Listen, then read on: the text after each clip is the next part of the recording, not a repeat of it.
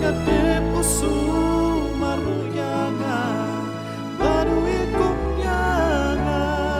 namar jonga utrai ulam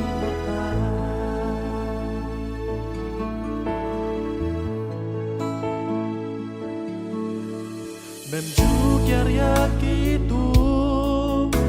bajan syemik kutra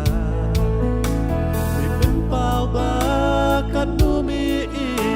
kiarap jeng ajong mi kajing em kabon mentoy ka yai pet shani kutra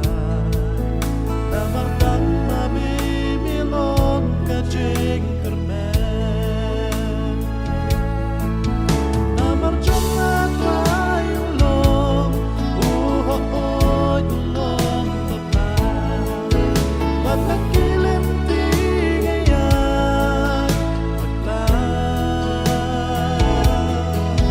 magnatip puso marunyangan baru itungnya namar jonga utray ulam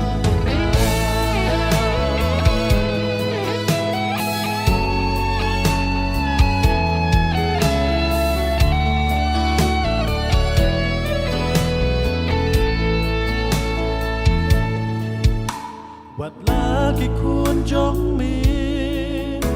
kidu kajik kermen shidrak pat lagi lok kisah kia kapur jong mi kajik trang jong ngatrai kalong ban shom hak jan jong mi kakani nganget kalong makor dotan namar jonga trai ulong uhoy ulong benar bat nakilim tingayan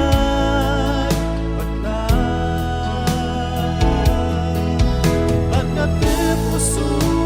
maruyangan bat bunyi tunyangan namar jonga utray ulong namar jonga trai ulong uhoy ulong benar bat nakilim tingayan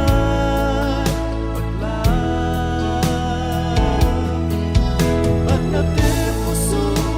maruyangan bat bunyi